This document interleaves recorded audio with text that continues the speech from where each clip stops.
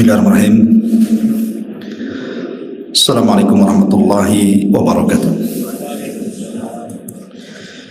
Alhamdulillah wassalatu wassalamu ala Rasulillah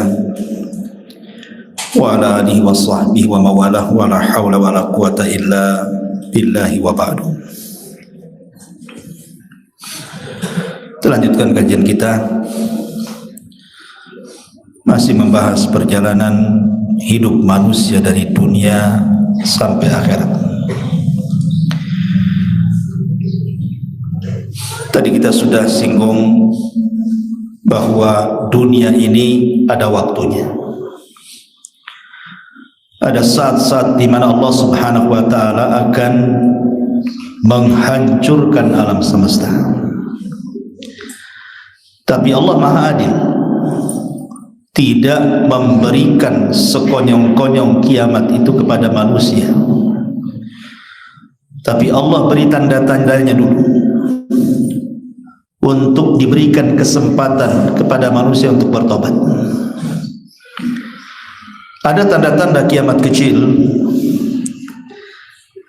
dan tanda-tanda kiamat kecil ini hampir 90% lebih setiap hari terjadi. Tetapi berlalunya tanda-tanda kiamat kecil ini, masih ada kesempatan kita bertobat. Tapi kalau sudah masuk kepada tanda-tanda kiamat besar, ada satu tanda kiamat besar di mana tobat manusia ditolak. Kapan itu? Ketika matahari terbit dari arah barat. Tetapi kiamat itu ada dua jenis. Satu kiamat yang pasti, dan itu harus lebih kita yakini. Apa itu? Al-maut, kematian. Kata Nabi SAW, "Idza mata ahadukum qamat qiyamatuhu." Kalau mati salah seorang di antara kalian, berarti tegak kiamat kepadanya. Ini yang sudah jelas. Kematian itu sudah jelas. Kenapa? Karena Nabi SAW membatasi umur manusia itu antara 60 sampai 70 tahun saja. Jadi kita sudah kira-kira. Kata Nabi SAW, "A'maru ummati bainas sittina wa sab'in." Usia umatku berkisar 60 sampai 70 tahun saja. Sedikit yang lewat dari situ. Sehingga kalau bapak-bapak sekarang sudah usia 50, 60, hati-hati itu. Karena Rasul membatasi umur manusia antara 60 sampai 70 tahun saja. Umumnya usia di bawah 70 itu sudah meninggal. Dan kita menyaksikan setiap hari ada orang meninggal. Jadi kalau orang mengingkari kematian itu bodoh. Karena hari-hari kita melihat ada orang mati. Itu yang sudah jelas. Adapun kiamat besar, secara keyakinan jelas, tapi kapan terjadinya kita tidak tahu. Beda dengan kematian kita, kan sudah jelas usianya antara 60 sampai 70 tahun, walaupun lewat sedikit. Bahkan sedikit sekali bisa dihitung dengan jari. Kalau ada orang yang usia 100 tahun tuh, paling tinggi 120, 130 itu udah mati, tidak sampai 200. Tapi kalau kiamat besar kan tidak bisa diprediksi. Oh, dulu yang memprediksi bahwa umat manusia itu umurnya 1500 tahun. Sekarang sudah 1444. Ntar lagi lah kiamat. Gak bisa kita prediksi seperti itu. Karena Nabi SAW pernah ditanya oleh Jibril tentang kapan kiamat.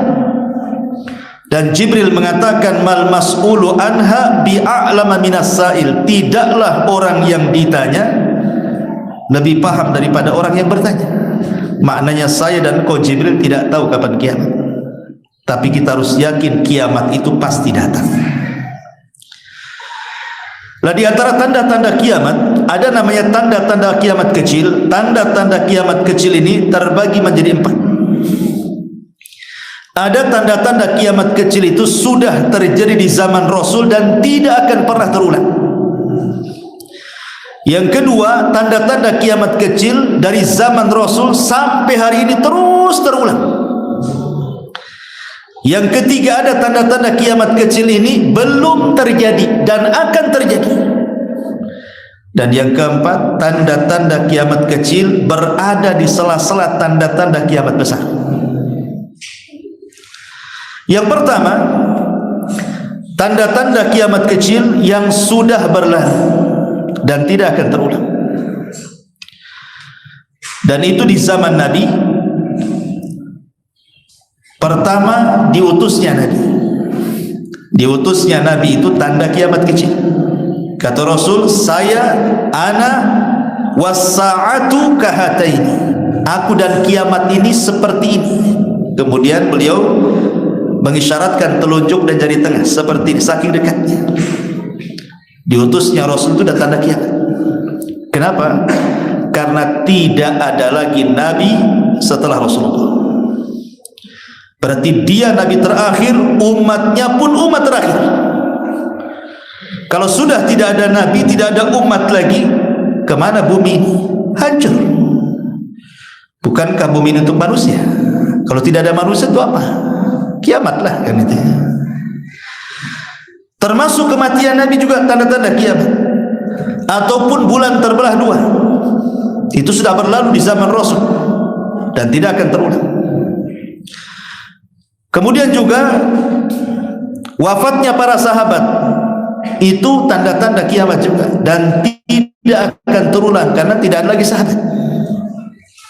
Kalaupun kita umpamanya mimpi berjumpa dengan Nabi, apa dikatakan sahabat? Enggak. Bukan dikatakan sahabat. Karena sekarang ini banyak orang ngaku mimpi Nabi, melihat Nabi dari belakang. Berarti tidak tahu seperti apa mukanya. Dengan setan pakai jubah kan itu. Tidak tahu.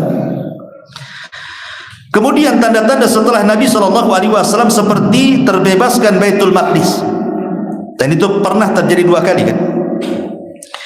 Pertama di zaman Umar bin Khattab, yang kedua di zaman Salahuddin Al-Ayyubi. Dan itu sudah tidak terulang lagi sampai hari ini. Dan nanti di akhir zaman baru akan terulang, dikuasai Al-Mahdi, Muhammad ibn Abdullah Al-Mahdi Al-Muntadhar. Kemudian istifadatul mal, harta melimpah, dan ini pernah terjadi di zaman Utsman. Sampai orang nolak-nolak sedekah. Kalau sekarang nolak-nolak orang kaya sedekah. Kalau dulu orang miskin yang nolak-nolak karena sudah kaya semua. Kemudian juga terjadinya perang dua kubu kaum muslimin, antara kubu Ali dan Muawiyah, yang disebut dengan perang Siffin. Disusul dengan perang Jamal, disusul dengan perang Nahrawan, dan perang-perang begitu. Kemudian munculnya Khawarij. Kemudian munculnya air dari negeri Hijaz, dan ini pernah terjadi pada tahun 654 Hijriah. Madinah pernah gempa, keluar api dulu ya, di zaman atau di tahun 654 Hijriah yang silam. Dan ini tanda-tanda kiamat yang disabdakan Nabi.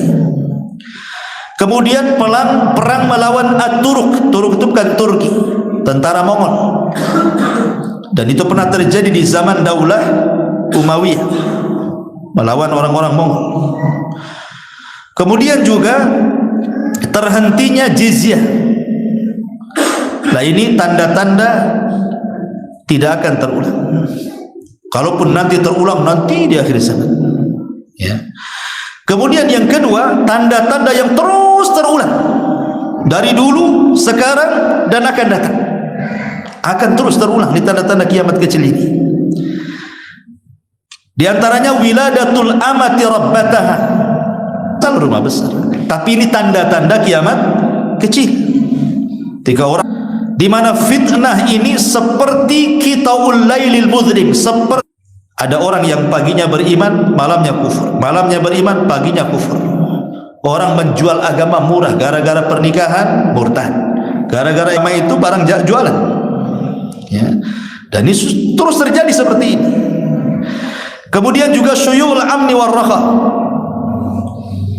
menyebarnya keamanan, ketentraman di negeri-negeri. Enggak seperti dulu. Sekarang kan enak, cari makan enak, semua serba enak. Alam bisa kita. jangan bilang-bilang ya, akhirnya bilang-bilang. Itu amanah dengarnya nggak bisa kita. Ya. Kemudian taslimul khassa, salam hanya diberikan kepada yang khusus saja. Kalau jamaah masjidnya assalamualaikum, kalau jamaah masjid. Kalau dulu di pasar itu yang banyak laki-laki, sekarang yang banyak perempuan, atau perempuan laki-laki jadi satu di situ. Suami istri jualan. Harusnya istri di rumah, suami yang cari kerja kan itu ya. Tanda-tanda kiamat juga ini. Kemudian kitmatus syahadatil haq, menyembunyikan persaksian yang benar di persidangan. Saksi lo tahu ini hak, dibilang batil, dibayar. Hakim harus memutuskan yang hak dibayar, jadi yang batil. Tanda-tanda kiamat. Kemudian juga zuhurul fuhsyi wal bukhli, tersebarnya kebakhilan di mana-mana. Kadang-kadang saya heran di beberapa tempat tuh kalau saya safar itu masih ada aja celengan di tengah jalan. Rupanya saya bilang, ngapain ini celengan di tengah jalan? Lagi bangun masjid sebelah. Jadi minta uang sama yang pengendara. Pernah lihat ya, ada celengan di tengah jalan, rupanya ada pembangunan masjid sebelahnya. Kemana orang kaya di situ?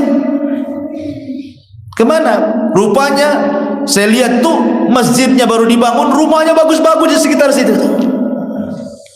Bakhil, ya kan?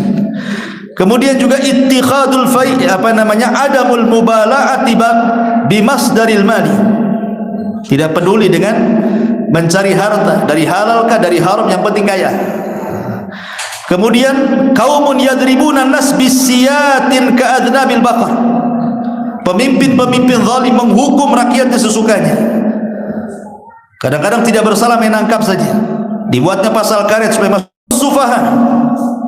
Pemimpin jahil, bai'ul hukmi, jual beli hukum, kasratus syurat, banyaknya polisi, imaratun nuqsanil aqli, pemimpin-pemimpin yang akalnya kurang. Termasuk intisaruz zina, menyebarnya zina di mana-mana. Kasratun nisa, perempuan jauh lebih banyak jumlahnya dibandingkan laki-laki.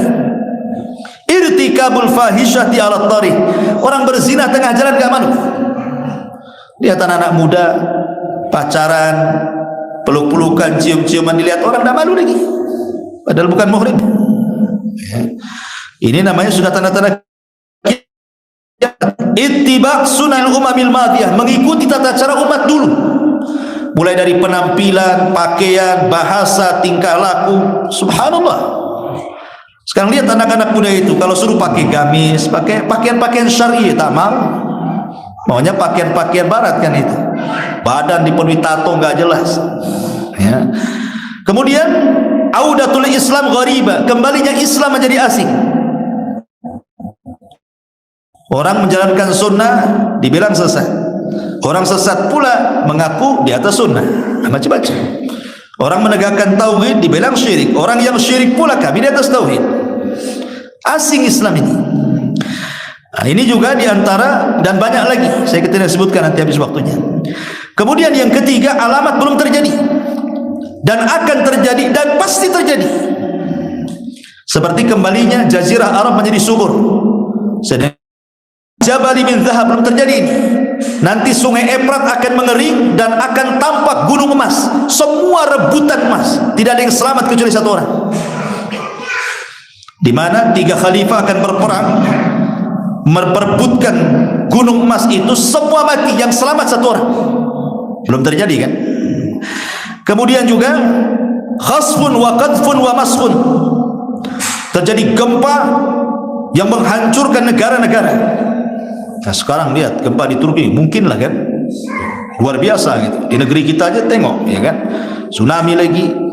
Qadfun, hujan batu belum terjadi, hujan es adalah kan itu, hujan batu belum lah. Kemudian maskhun, manusia dirubah menjadi binatang.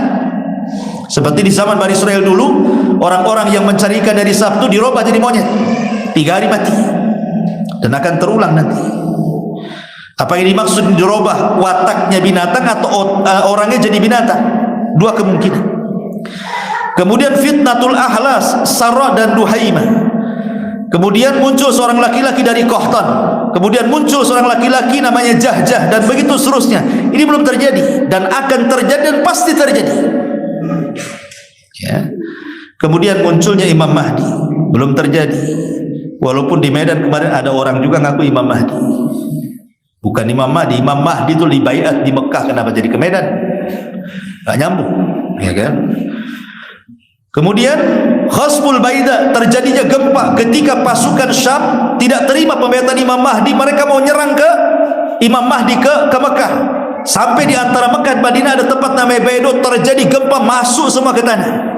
Belum terjadi, karena itu terjadi setelah pembaiatan Imam Mahdi. Kemudian Hudnah, terjadi Hudnah itu di mana kaum muslimin bekerja sama dengan orang-orang Nasrani, kemudian berperang melawan musuh-musuh entah siapa, pokoknya di luar daripada Islam dan Nasrani. Karena ini bergabung, Islam dan Nasrani ini bergabung memerangi musuh-musuh di luar itu dan menang. Tapi orang Nasrani berkhianat dan mengatakan ghalabas salib, kami yang menang.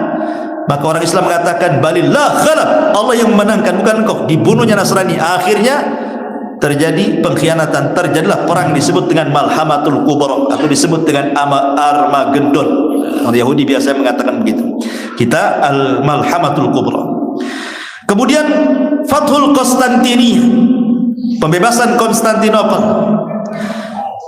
dan begitu seterusnya. Ini belum terjadi. Tapi ada alamat-alamat kecil itu, dia itu di tengah-tengah alamat besar. Alamat kecil tapi berada di sela-sela tanda-tanda alamat besar. Seperti contohnya diangkatnya mushaf dalam satu malam. Ketika nengok ada mushaf, nggak ada tulisannya, hilang. Kemudian kalau dia hafal Quran, hilang semua hafalan di dadanya, sehingga tidak ada lagi mushaf, tidak tulisan, tidak hafalan. Dan itu di sela-sela tanda-tanda kiamat besar. Kemudian tarbul haji, haji tidak ada lagi, haji ditinggalkan. Dan itu setelah Isa bin Maryam meninggal. Ketika haji sudah tidak ada lagi yang melaksanakan, datang seorang laki-laki namanya Dzu Suwaikotaini, karena dia pincang jalannya dari Habasyah. Dulu sama-sama dari Habasyah tuh. Abroha dari Habasyah juga kan, Ethiopia. Nyerang Ka'bah nggak jadi karena diserang Ababil. Tapi nanti dari Habasyah lagi datang namanya Dzu Suwaikotaini, yang pincang jalannya bawa pasukan menghancurkan Ka'bah sampai rata dengan tanah, diambil pemendaharaannya. Dan itu kejadian setelah Isa bin Maryam turun. Itu namanya di sela-sela tanda-tanda kiamat besar kan. Kemudian audatu ba'di qabailil Arab li ibadatil asnam, kembalinya orang Arab menjadi penyembah berhala. Makanya di antara pasukan Dajjal itu adalah orang-orang Arab jahil. Ya. Kemudian penghancuran Ka'bah, kemudian banyak lagi. Itu intinya di sela-sela kiamat besar. Saya singkat-singkat saja. Baru setelah itu masuk ke alamat kiamat besar, dan itu ada 10. Bedanya, kalau tanda-tanda alamat kecil itu muncul, nanti hilang lagi, nanti muncul lagi, hilang lagi, muncul lagi. Tapi tanda-tanda kiamat besar beda. Kalau sudah muncul yang satu, hilang satu, muncul dua, hilang dua, muncul tiga, terus beruntun, tidak ada jeda-jedanya sampai kiamat dibangkitkan. Itulah bedanya. Makanya akan sulit orang bertobat itu ketika mendapatkan tanda-tanda kiamat besar, karena dia beruntun. Kalau tanda-tanda kiamat kecil kan ada jedanya dia setelah kita bertobat. Dan itu diawali dengan keluarnya Imam Mahdi. Kemudian Imam Mahdi berperang melawan orang-orang Nasrani di Malhamatul Kubra, kemudian atau disebut dengan Armageddon. Disitulah ketika kaum muslimin menang, dan itu perang terbesar dunia yang tidak ada perang setelahnya. Itu paling besar perang itu, sampai burung yang terbang aja jatuh, saking besarnya perang itu. Ada yang mengatakan perang ini kembali kepada perang di zaman Nabi, karena teknologi sudah tidak ada lagi berfungsi mangkrak, nggak ada lagi bensinnya, hilang, kering semua tanah itu, nggak ada lagi petrol, nggak ada lagi. Sehingga kembali ke pedang, ke panah, ke tombak, ke kuda, ke unta, dan begitu seterusnya, ke bela diri gitu ya. Baru setelah itu khurujud Dajjal, muncul Dajjal. Dari mana muncul Dajjal? Dari negara yang mayoritas orang-orang Syiah. Mana? Iran, Khurasan. Khorasan itu negara yang mayoritas orang-orang Syiah di Iran sana, di Khorasan. Dajjal itu muncul di situ. Ya, di Khorasan. Kemudian mengarah ke mana? Ke Asfahan. Mengarah ke Asfahan. Di situ sudah ditunggu 70.000 Yahudi. Asfahan. Di mana Asfahan? Di Iran. Kemudian matinya di mana Dajjal? Di negeri yang mayoritas Yahudi. Di mana? Babul Lud. Jadi muncul di negeri yang mayoritas Syiah, meninggal di negeri yang mayoritas Yahudi. Seolah-olah ada hubung kait Syiah dengan Yahudi di sini. Muncul dari situ, mati pula dari situ. Ya. Dan Dajjal tidak lama.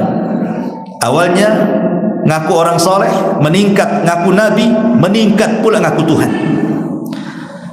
40 malam, 40 hari 40 malam Dajjal ini memfitnah manusia. Satu harinya sama dengan 1 tahun, hari kedua sama dengan 1 bulan, hari ketiga sama dengan 1 pekan, hari keempat dan seterusnya sampai 40 hari berikutnya sama normal. Maknanya Dajjal ini akan masuk ke daerah yang satu harinya sama dengan setahun, satu harinya sama dengan sebulan, satu harinya sama dengan sepekan. Maksudnya masuk ke daerah kutub. Kan kutub kan lama-lama tuh harinya. Baru 3 hari ke daerah kutub, selepasnya ke daerah-daerah normal. Tidak ada satu tempat kecuali diinjak Dajjal, termasuk Tarempa. Jangan salah, masuk juga ke Anambas. Hati-hati rumah antum, karena tidak ada satupun tanah kecuali diinjak Dajjal. Yang tidak dimasuki Dajjal cuma 3, ya, Mekah, Madinah, kemudian Al-Quds, ya. Tapi yang hadis yang jelas adalah Mekah dan Madinah, karena dijaga malaikat, tidak bisa masuk. Dajjal itu hanya melihat saja ke Madinah dari jauh, tidak bisa dia melewati tanah haram, sehingga dia goyangkan kakinya ke tanah, terjadi gempa, sehingga orang Mekah, Madinah ketakutan. Yang munafik-munafik itu keluar jadi pengikut Dajjal, hanya bertahan orang-orang yang beriman saja. Kemudian Dajjal memfitnah manusia dengan berbagai macam fitnah. Bahaya Dajjal ini. Lah baru kemudian, karena Al-Mahdi tidak bisa memerangi Dajjal, karena Dajjal pasukannya banyak, makin hari makin banyak pengikutnya, akhirnya dia pun bersembunyi Al-Mahdi dengan kaum muslimin di Bukit Tur, dikepung, nggak bisa turun. Sampai kepala kerbau lebih berharga dibandingkan dinar dan dirham. Kelaparan mereka. Akhirnya mereka sudah putus asa, daripada kita mati konyol nggak jelas, bagus kita bertempur mati syahid saja. Akhirnya ketika mereka sudah berazam besok akan turun, disitulah Allah turunkan Isa bin Maryam. Turun diapit 2 malaikat, kemudian turun di menara putih. Di mana menara putih? Di Damaskus. Menaranya ada sekarang, ya, sudah ada menaranya. Turun di situ. Kemudian bergabung ke tentara Al-Mahdi di waktu tepat ketika muadzin setelah mengumandangkan azan, dia datang. Dan orang tahu itu Isa bin Maryam. Dari mana? Dari ciri-ciri yang disabdakan Nabi. Makanya Imam Mahdi mengatakan, taqaddam ya Ruhul Qudus, kau jadi imam. Kata Isa, tidak, setiap kaum ada imamnya, aku jadi makmum, kau jadi imam. Maka Isa pun jadi makmum mengikuti syariat Rasul, dan yang menjadi imam Al-Mahdi Al-Muntadhar Muhammad ibn Abdullah. Lah, dari sini bantahan kepada orang-orang Yahudi dan Nasrani. Pertama kepada orang Yahudi yang mengatakan bahwa Isa itu sudah kami bunuh, sudah kami salib. Maka Islam katakan Isa lo belum mati, belum disalib, belum dibunuh. Nih turun, ada orangnya. Bisa ditanya kan itu. Dan bantahan juga kepada orang Nasrani, kalau dia itu anak Tuhan, satu di antara 3 Tuhan, atau dia Tuhan itu sendiri. Masa Tuhan sholat di belakang Al-Mahdi lagi? Siapa yang disembah, siapa yang nyembah? Kok sholat pula kan itu?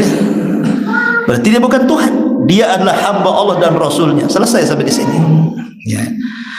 Baru setelah itu Isa bin Maryam setelah sholat subuh dikumpulkan para tentara itu, kemudian diusap wajahnya satu-satu. kemudian menyebutkan manzilah dia di sorga. Subhanallah, bukan dikatakan kalian akan masuk sorga, tapi Isa menyebutkan kedudukannya di sorga. Tidak ada manusia yang lebih bahagia dibandingkan orang yang diusap Isa bin Maryam kali itu. Kemudian Isa mengatakan, aku beri kau 3 pilihan. 1, kalian tidak usah berperang. Aku akan berdoa kepada Allah supaya Allah mengirimkan pasukan yang bukan kalian, mereka yang akan menghancurkan Dajjal. 2, kalian tidak usah berperang. Aku akan berdoa kepada Allah supaya Allah mengirimkan bencana besar kepada Dajjal dan pasukannya, mereka akan binasa. Atau yang ketiga, kita perang, aku pimpin kalian, tapi aku berdoa kepada Allah agar orang-orang Yahudi dan pasukan Dajjal tidak bisa mengayunkan pedang, kalian tinggal tebas saja. Milih mana? Milih ketiga. Oke, karena tidak bisa mengayunkan pedang mereka, berarti tinggal tebas-tebas saja kan itu. Adapun Dajjal aku yang hadapi, kata Isa. Turunlah pasukan habis subuh. Dari sini ada jenderal Israel mengatakan, kalau seandainya kaum muslimin itu solat subuh sebanyak solat Jumat, pasti Israel kalah. Kalau orang-orang Palestina solat subuh sebanyak solat Jumat, pasti kami kalah. Kenapa? Karena kekalahan Yahudi di akhir zaman dilakukan oleh Isa setelah solat subuh. Makanya solat subuh itu solat luar biasa, jangan tinggalkan. Ya, di situ ada angin soba. Kata Nabi SAW, nusirtu bis soba wa uhlikatil adu bid-dabur. Aku ditolong dengan angin soba dan kaum Ad dihancurkan dengan angin sore. Makanya kalau pulang habis subuh, buka jendela, buka pintu, kecuali sekarang lagi ada angin, jangan lagi. Maksudnya kalau nggak musim angin, bukalah pintu jendela habis subuh itu supaya angin soba masuk, itu angin berkah. Jangan pulang habis subuh, tutup jendela, tutup pintu, matikan listrik, gelap lagi, malam lagi, tidur lagi, kan hilang berkahnya. Ya. Akhirnya ketika kemudian mereka berperang, Dajjal tahu itu Isa, seperti lilin kena bakar, layu, lari dia, lari ke barat, ke timur, dikejar sama Isa. Akhirnya mentok di Babi Lut. Isa mengeluarkan tombaknya, kemudian menombak Dajjal. Setelah mati, dipenggal kepalanya, diangkat kepalanya di hadapan pasukannya. Ketika melihat pimpinan mereka Dajjal itu mati, tunggang langgang pasukannya. Sebagian mereka sembunyi di pohon, pohon pula bisa bicara, hei Muslim, Yahudi di belakang saya, bunuh dia. Mati kena bunuh. Ada sembunyi di batu, batu pula bisa bicara, hei Muslim, Yahudi di balik batu saya. Semua bisa bicara, sehingga tidak ada tempat bersembunyi orang Yahudi kecuali satu pohon yang melindungi orang Yahudi, yang disebut dengan pohon Gharqad. Makanya orang Israel, bocor hadis ini sama mereka, nanam pohon Gharqad banyak-banyak. Sempat juga kebakaran, tuh ditanam lagi kan gitu. Subhanallah. Ma'asyiral muslimin yang dimuliakan Allah Azza wa Jalla. Setelah Dajjal mati, kemudian Isa pun menawan orang-orang Yahudi dan Nasrani. Disitulah Isa memaksa mereka masuk Islam atau mati, nggak ada jizyah lagi. Wa min ahlil kitab illa la yu'minanna bihi qabla mautihi. Tidaklah dari ahli kitab kecuali akan beriman sebelum kematian Isa. Maka ketika itu semua ahli kitab kebanyakan mereka beriman, sebab kalau tidak mereka mati, kecuali yang sembunyi-sembunyi saja. Dan ketika itulah bumi diberkahi. Kenapa? Karena semua beriman. Saking berkahnya bumi menunjukkan keberkahannya, sampai pohon delima itu buahnya, kalau seandainya orang masuk ke cangkangnya, 10 orang masuk. Segede apa tuh delimanya tuh? Kalau cangkangnya 10 orang masuk tuh, berarti satu desa itu satu kenyang itu, menunjukkan berkahnya bumi. Tapi tidak lama, rupanya Allah kirim alamat tanda kiamat yang berikutnya. Apa? Yang ketiga, khuruj Ya'juj wa Ma'juj, keluar Ya'juj dan Ma'juj. Benteng yang pernah dibangun Dzulqarnain jebol, sampai-sampai Allah mengatakan, min kulli hadabin yansilun, mereka keluar seperti air bah, air yang turun dari gunung, saking banyaknya jumlahnya itu. Bayangkan jumlahnya itu, satu dari kita 999 dari mereka. Makanya Rasul mengatakan, kalau keluar Ya'juj dan Ma'juj jangan dilawan. Mereka kaum yang tidak bisa dibunuh dan tidak diperangi, sebaiknya sembunyi. Gimana bisa menang? Antum lawan 999, lawan 10 aja sudah KO. Ini lawan kita 1 berbanding 999, dari mana menangnya? Makanya Isa sendiri sembunyi di Bukit Tur bersama kaum muslimin. Akhirnya Ya'juj dan Ma'juj merusak. Setiap melihat pantai kering diminumnya, masuk ke hutan yang hijau menjadi kering. Pokoknya perusak. Dia akan membantai di luar rasnya, bukan hanya membunuh, memakan kanibal.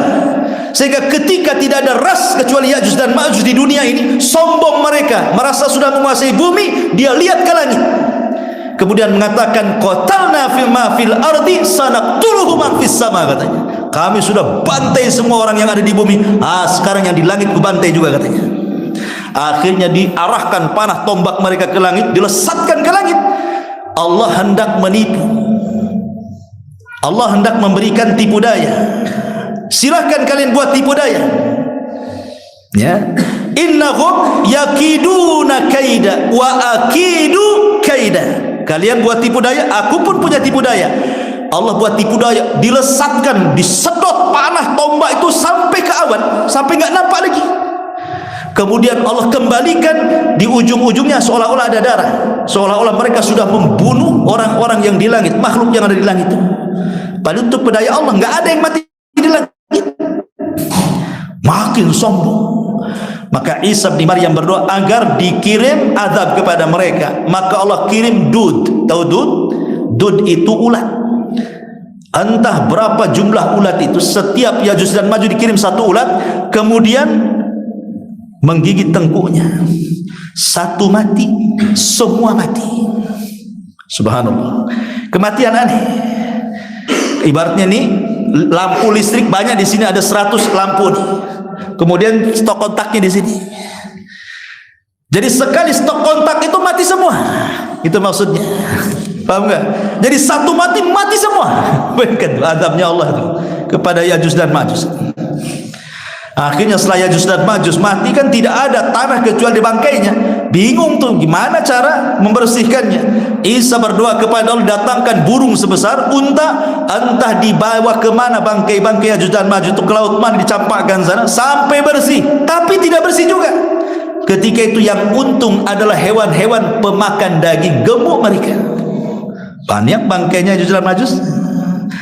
Habis itu Allah kirim hujan membersihkan dan kembali lagi subur. Maka Isa kemudian sempat haji dan umrah, kemudian meninggal. Disinilah tidak ada orang haji datang Duswai kota ini menghancurkan Ka'bah. Kemudian diserang oleh kabilah Himyar, menang. Dan begitu seterusnya, panjang ceritanya. Yang jelas bahwa ketika kemudian Isa sudah meninggal, disinilah tanda, 3 tanda pertama yang berkaitan dengan bumi. Maka tanda kiamat pertengahan itu bicara langit. Ya, ini yang pertama bicara bumi. Ini yang ketiga setelahnya bicara langit. Muncul dukhan. Yang Ramadan tahun kemarin tak jadi itu. Muncul dukhan, asap hitam pekat ada di langit. Semua menaungi. Kalau itu asap tersedot, kaum muslimin paling pilek. Tapi kalau disedot orang kafir bisa mengeluarkan darah, kesakitan yang luar biasa. Manusia berdoa dan mengatakan, Rabbana kshif 'annal adzab inna muqinun. Ya Rabb, tolonglah singkaplah ini dukhan ini, asap tebal ini. Kami yakin akan beriman. Akhirnya Allah angkat azabnya, tak beriman juga. Ketika itulah, ketika mereka sedang nyenyak tidur di pagi hari subuh, orang beriman biasa ke masjid sholat subuh. Tapi orang kafir, munafik, orang fasik nggak bangun dia. Ketika mereka harus bangun, matahari terbit, matahari pula tak terbit. Ditunggu sampai zuhur tak terbit. Ditunggu sampai asar tak terbit. Ditunggu yang harusnya matahari terbenam, tiba-tiba muncul. Dari mana? Arah barat. Ketika itulah manusia satu dunia menangis. Yang nyembah berhala dicampakkan berhalanya. Yang maksiat berhenti maksiatnya, yang tidak sholat, semua orang jadi baik. Tapi apa manfaatnya? Ketika matahari terbit dari arah barat, walaupun ada campakkan berhala, tidak akan diterima, karena tobat sudah tertutup di situ. Percuma lagi. Baru setelah itu 3 hari berturut-turut matahari terbit dari arah barat, selepas itu sudah tidak ada lagi, normal kembali. Datang binatang yang disebut dengan dabatun minal ard. Tugasnya menstempel. Dia tidak merusak, dia tidak membunuh, dia tidak memfitnah agama. Tugasnya hanya stempel saja. Kalau ada orang kafir, dijedat di stempel, gosong. Ya. Kalau orang mukmin juga distempel, bercahaya wajahnya. Sehingga ketika itu nampak mana mukmin mana kafir, karena setiap wajahnya ada stempelnya. Dan ketika itu nama-nama manusia hilang, orang sudah tidak dipanggil nama, tapi dipanggil ya mukmin ya kafir. Mau pergi kemana Fir? Mau ke pasar Min. Itu aja, nggak tersinggung, nggak ada yang tersinggung. Tapi orang sekarang, orang kafir kita katakan kafir, yang tersinggung bukan orang kafir, orang yang mukmin yang tersinggung. Janganlah dibilang kafir, bilanglah saudara seagama, apa non muslim bahasa gitu ya. Bilang non muslim, jangan kafir, keras sekali. Yang bilang kafir loh Allah dalam Quran. Lam yakunil ladina kafaru, jelas tuh kafir. Lam yakunil non muslim, gimana itu bahasanya? Susah juga Quran mau dibilang non muslim, ya.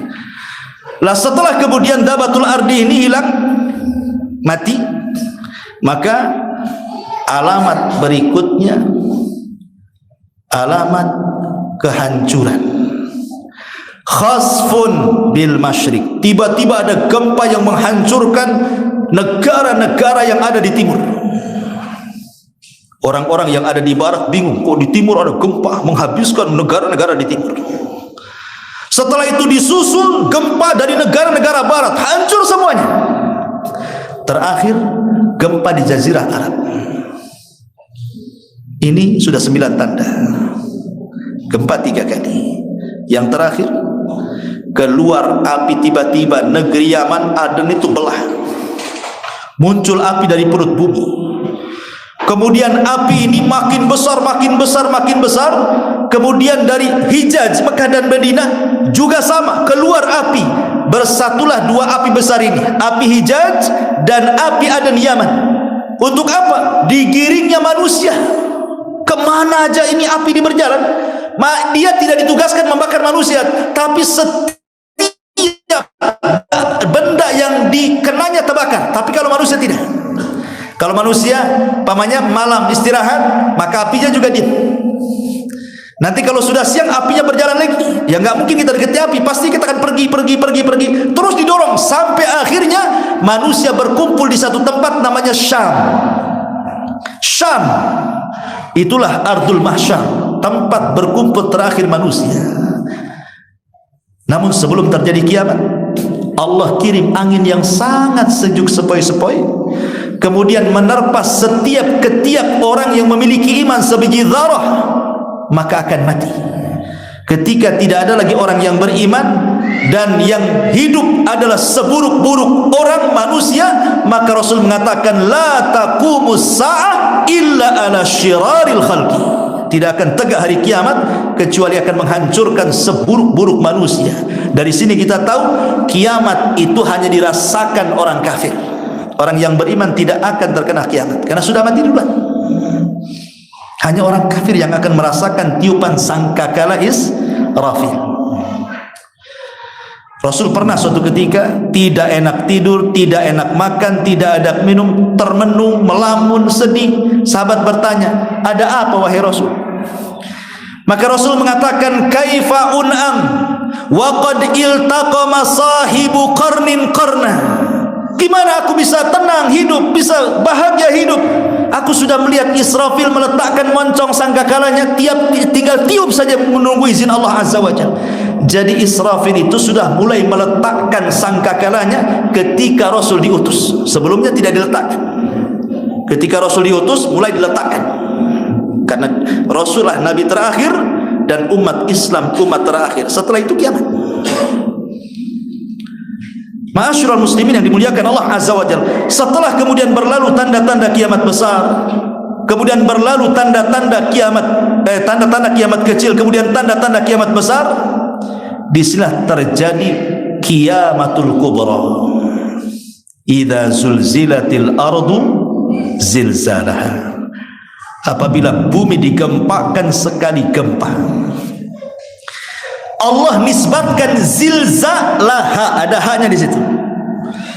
Allah tidak mengatakan idza zulzilatil ardu zilzalan, tidak, tapi Allah katakan idza zulzilatil ardu zilzalaha. Ha ini kata ganti, dhamir dalam bahasa Arabnya. Kembali ke mana?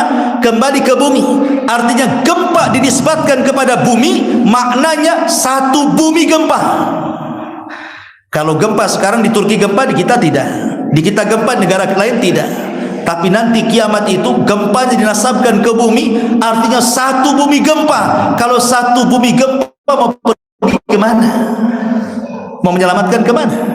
Gempa semua, hancur semua. Idza zulzilatil ardu zilzalaha. Dan Allah mengatakan al-qari'atu mal qari'ah. Antum tahu qari'ah itu artinya suara yang menghancurkan gendang-gendang telinga. Al-qari'ah itu suara yang keluar dari moncong Israfil, itu disebut qari'ah namanya. Qara'. Ini suara menimpa apapun menghancurkannya. Ini suara yang keluar dari moncong Israfil ini, qari'ah itu, menimpa apapun menghancurkannya.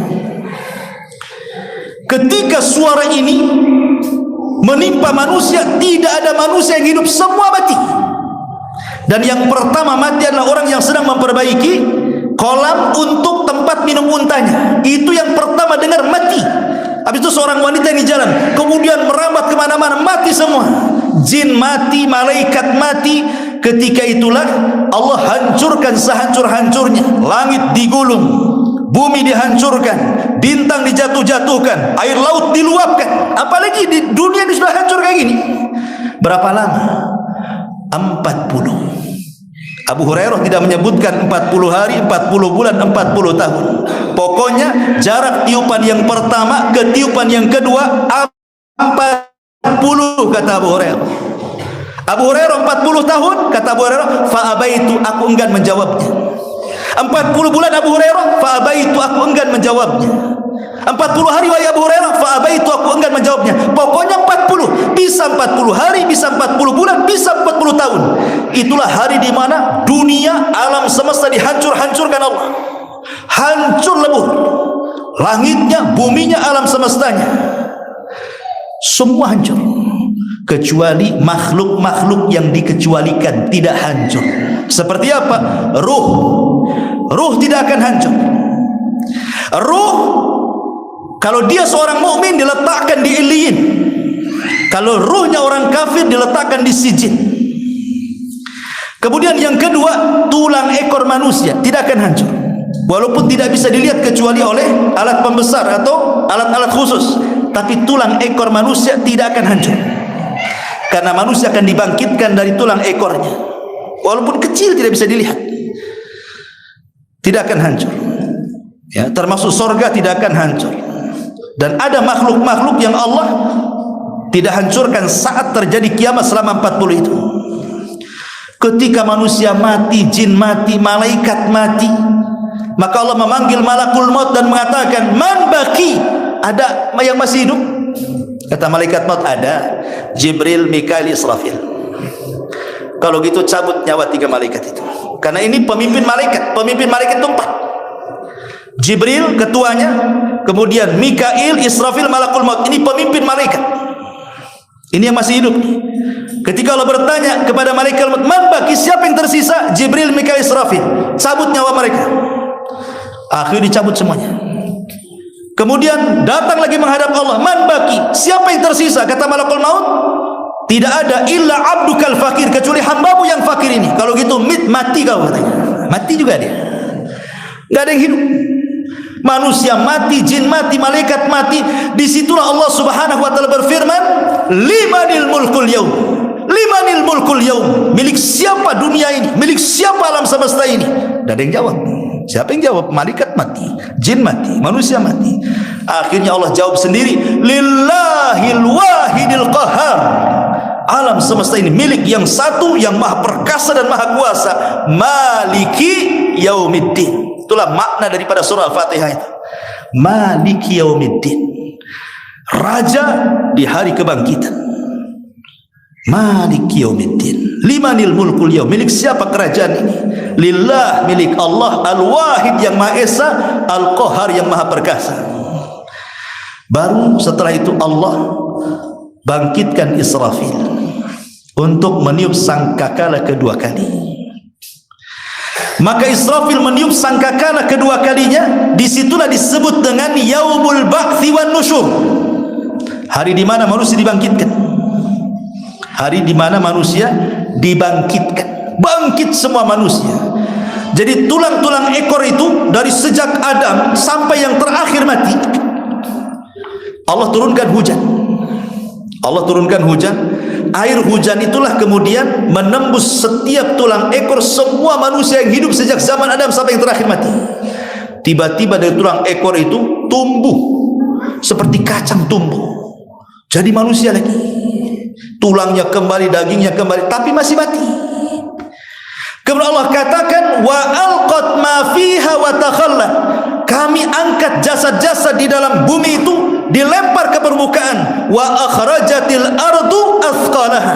Kami keluarkan beban-beban berat bumi, maksudnya manusia-manusia, sehingga jasad bergelimpangan di mana-mana. Dan itu sudah Allah ganti bumi yang kita pijak dengan bumi mahsyar, yauma tubaddalul ardu ghairal ardi. Pada hari kami hancurkan bumi dan kami ganti bumi dengan bumi yang baru. Bumi yang baru itu tidak seperti bumi lama, tapi bumi padang mahsyar, bumi ini juga yang kita pijak, cuman dibentuk dengan bentuk yang berbeda. Kalau sekarang bumi yang kita pijak itu ada yang meninggi, ada yang merendah, ada bukit, ada gunung, ada lembah. Nanti ketika Allah hancurkan sehancur-hancurkan bumi ini, kemudian Allah hamparkan, Allah hempaskan sehingga rata, sudah tidak ada lagi bukit, tidak ada lagi gunung, tidak ada lagi lembah, semua rata dan warnanya putih tepung, seolah-olah tidak pernah ada orang berbuat dosa lagi di situ. Dan tidak ada maklam, tidak ada tanda. Tidak ada tanda mana desa, mana kecamatan, mana kelurahan, mana kabupaten, enggak ada lagi. Enggak ada lagi tanda-tanda jalan. Enggak ada lagi. Semua putih. Sehingga tidak bisa mengklaim ini kapling saya. Mana surat kaplingnya? Enggak ada. Karena putih semua. Disitulah manusia, ma'asyiral muslimin, yang dimuliakan Allah Azza wa Jalla. Allah katakan di dalam Al-Quran, wa idzan nufusu zuwizat. Apabila ruh-ruh dilesatkan dari tempat-tempatnya, iliyin, semua ruh keluar. Dari sijin semua ruh keluar. Kemudian masuk ke jasadnya masing-masing tanpa tertukar. Enggak ada, kamu salah badan, enggak. Ya badannya di situ, ruhnya di situ. Disitulah manusia dibangkitkan oleh Allah Subhanahu wa taala. Yuhsyarun nas yaumal qiyamah khufatan uratan ghurlan buhman. Dibangkitkan telanjang, tidak pakai pakaian, tidak pakai sandal, kembali tidak dikhitan, dan tidak membawa harta satupun di badan. Lalu apa yang disombongkan? Semua sama. Mau presiden bangkit, menteri bangkit, tukang ojek bangkit, sama. Telanjang, nggak pakai sandal, kembali tidak dikhitan, tidak bawa harta di badan. Itulah yang disebut dengan hari kebangkitan. Ma'asyiral muslimin yang dimuliakan Allah Azza wa Jalla. Ketika itu manusia tidak lagi berfikir kepada siapapun. Ketika itu manusia tidak berfikir kepada siapapun. Dia tidak ingat bapaknya, tidak ingat ibunya, tidak ingat pasangan, tidak anak-anaknya. Bingung. Yauma yafirrul mar'u min akhi wa ummihi wa abi wa sahibatihi wa banihi likulli imri'in minhum yauma idzin sya'nun yughni. Orang lari dari saudaranya, lari dari pasangannya, lari dari ibu bapaknya, lari dari anaknya. Orang sibuk masing-masing. Aisyah ummul mukminin radhiyallahu anha bertanya kepada Rasul, "Rasul, kalau kami para wanita telanjang, Bagaimana aurat kami? Saking malunya Aisyah radhiyallahu anha ngomong itu. Lalu enak kali laki-laki memandang aurat kami kelak pada hari kebangkitan. Kata Rasul, ya Aisyah, sesungguhnya hari itu hari yang sangat besar. Orang tidak mungkin mikir orang lain. Ketika itulah Allah contohkan dengan dua binatang.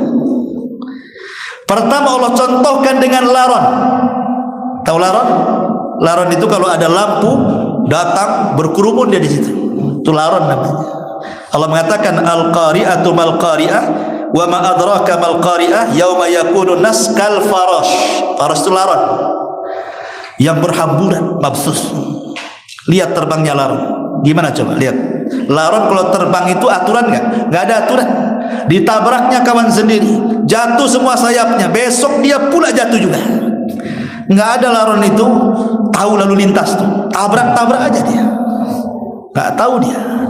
Kemudian yang kedua, kal jaradil muntashir, seperti belalang yang terbang. Apa maksudnya? Kenapa Allah mengistilahkan dengan dua binatang ini saat kebangkitan manusia? Saat manusia pertama bangkit, Allah istilahkan dengan laron. Karena orang itu bingung, yang dari timur ke barat, yang dari barat ke timur, utara ke selatan, bingung lari semua ke sana kemari, enggak ingat siapapun. Seperti laron, enggak jelas, lari sana lari sini. Kecuali orang-orang yang beriman, mereka akan diam di tempat dibangkitkan di situ.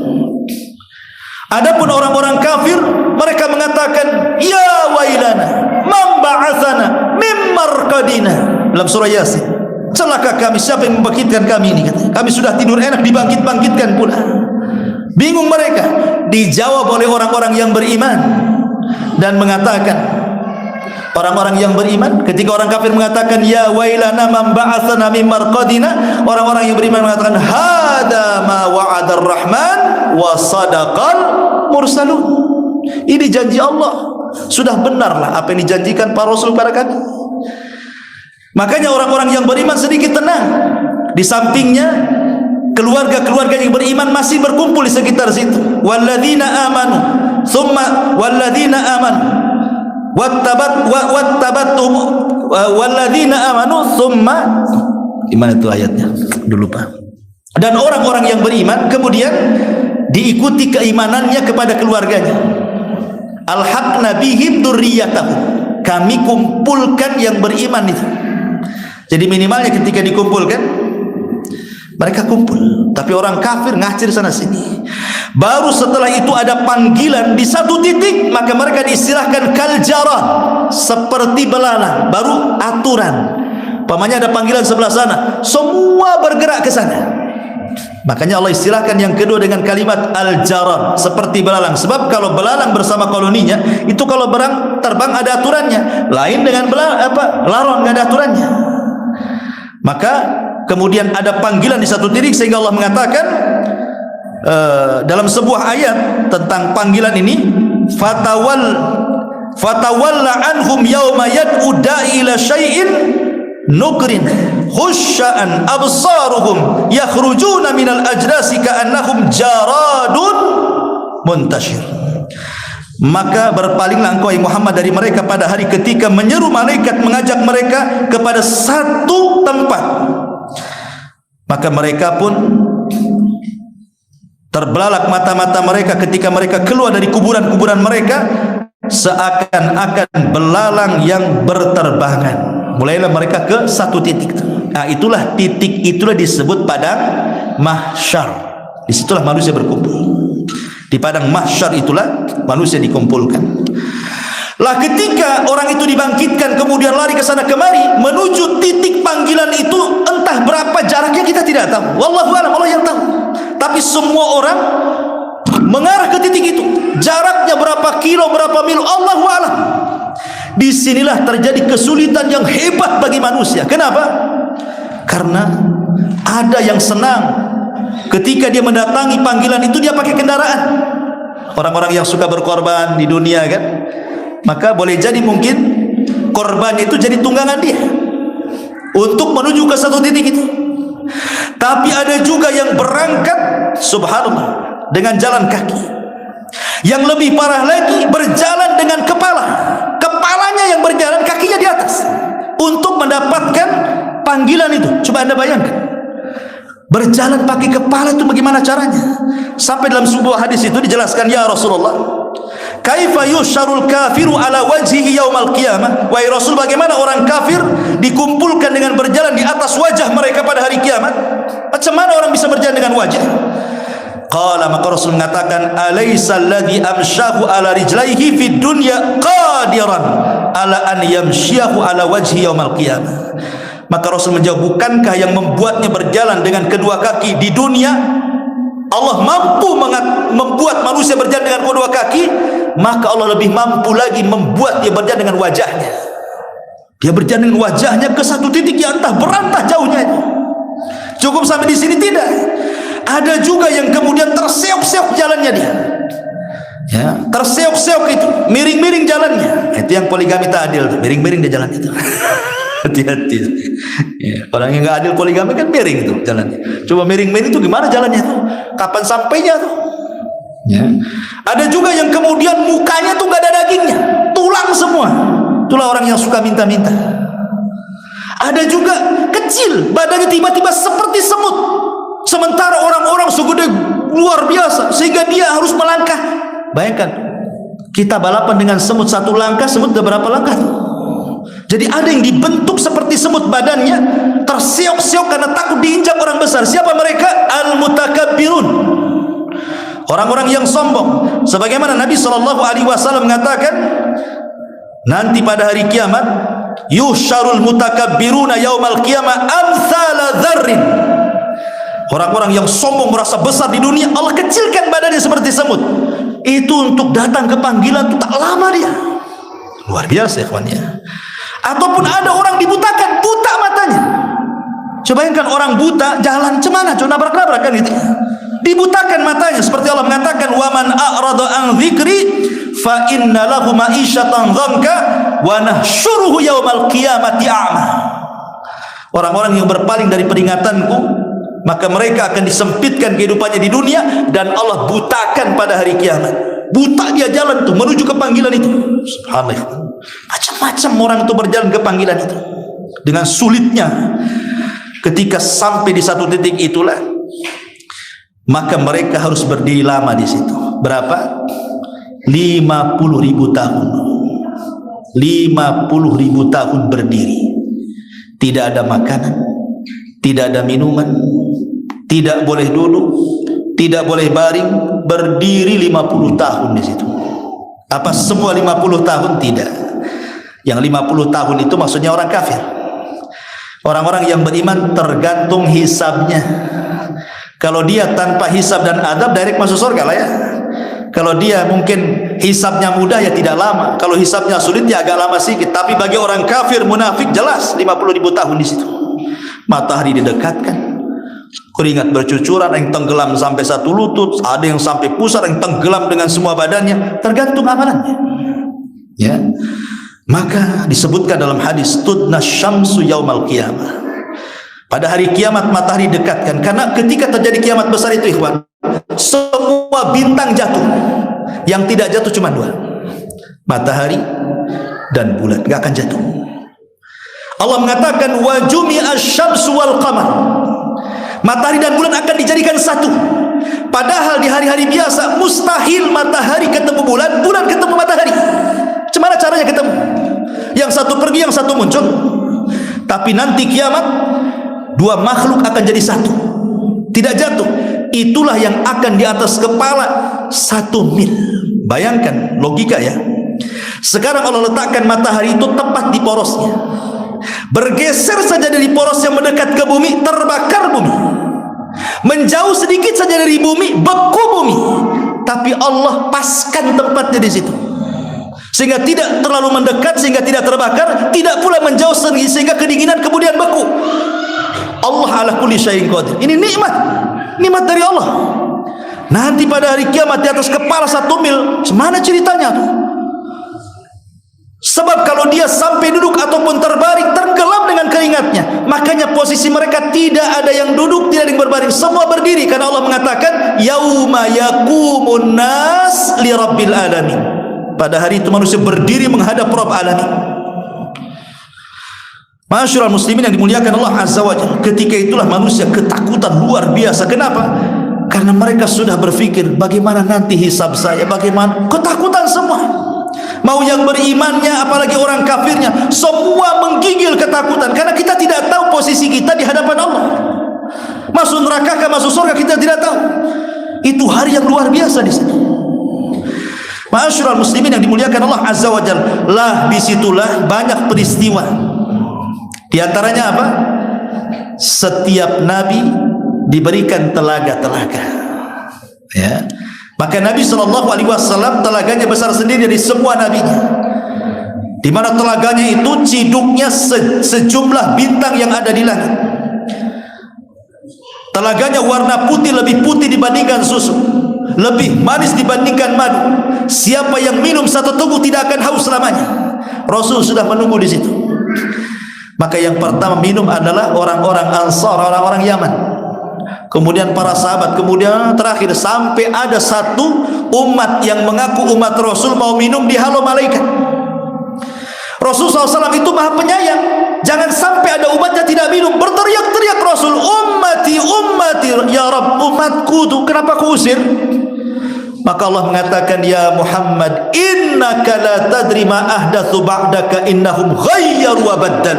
Muhammad, kau tidak tahu sepeninggalmu mereka merubah-rubah sunnahmu dan merubah-rubah petunjukmu. Biarkan mereka tak minum. Kenapa di sini diberi minum telaga?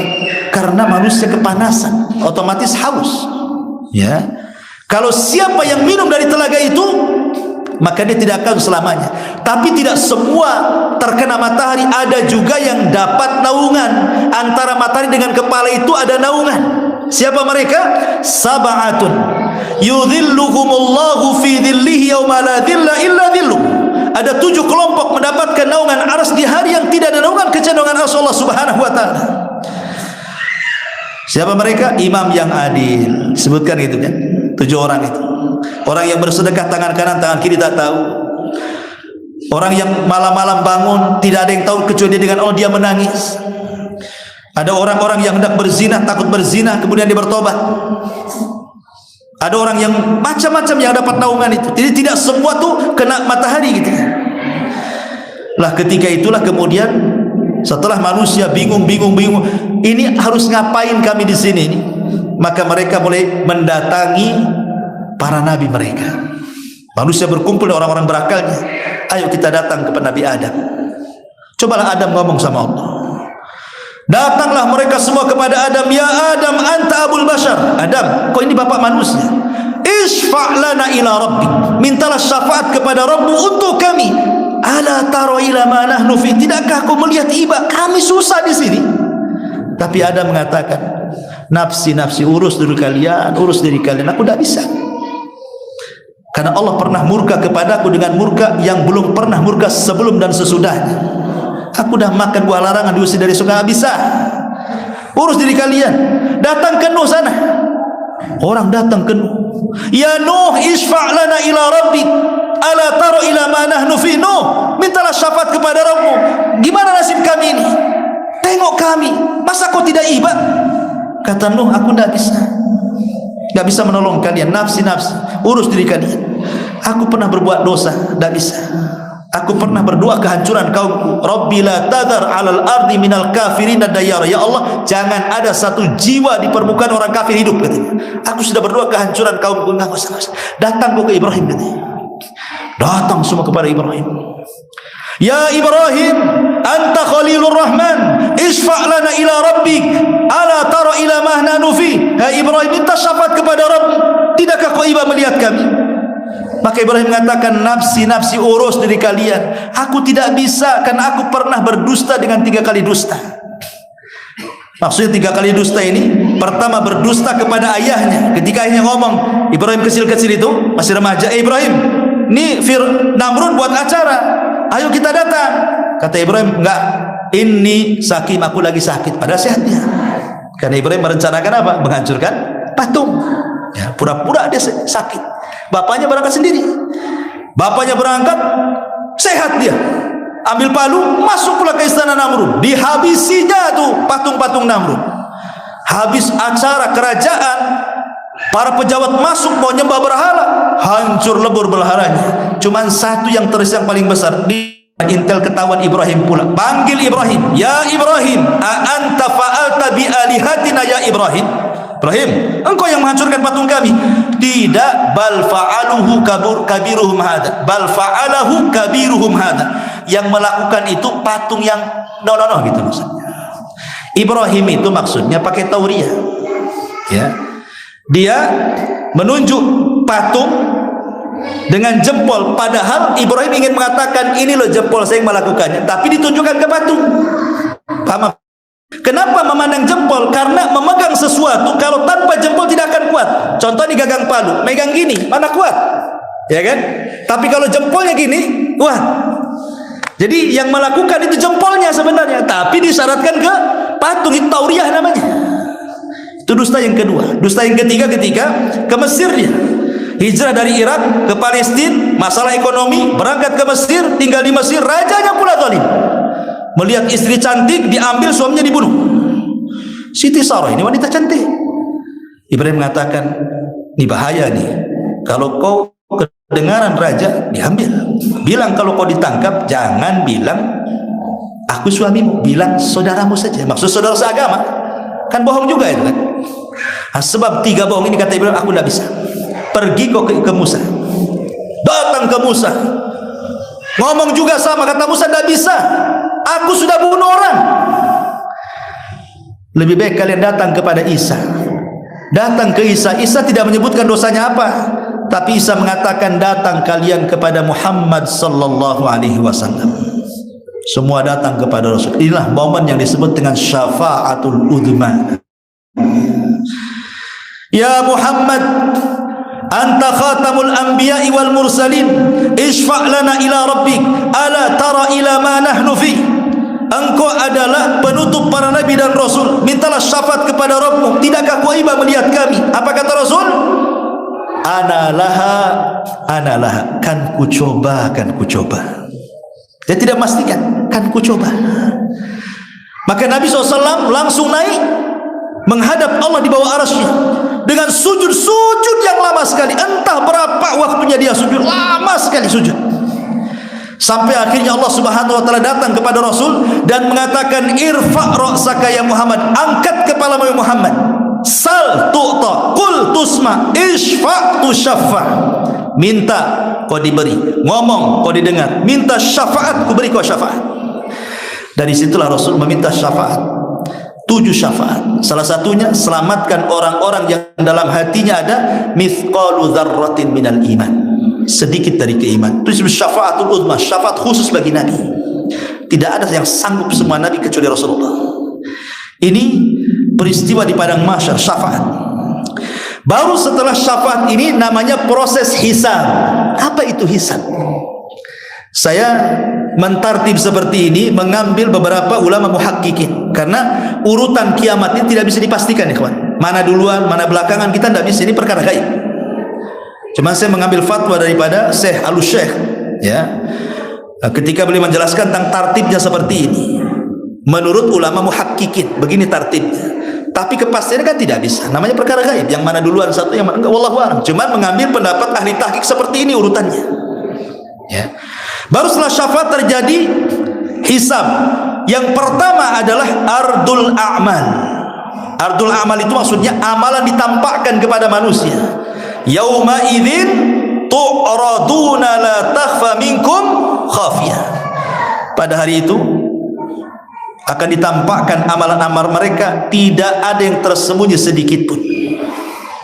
Disinilah terjadi permulaan hisab yang disebut dengan hisab sulit. Hisaban asir, ada hisaban yasir, ada hisab mudah, ada hisab sulit. Nah, ini hisab sulit. Yang pertama hisab sulit, karena di sini terjadi perdebatan, terjadi pembohongan, orang-orang itu berbohong di hadapan Allah. Ketika ditampakkan amalannya, betul kau melakukan ini? Oh enggak ya Rabb, aku tidak melakukan ini katanya. Dan itu digambarkan dalam Al-Quran. Seperti mamanya Allah mengatakan dalam surah Al-An'am dari ayat 22 sampai 24 saya baca.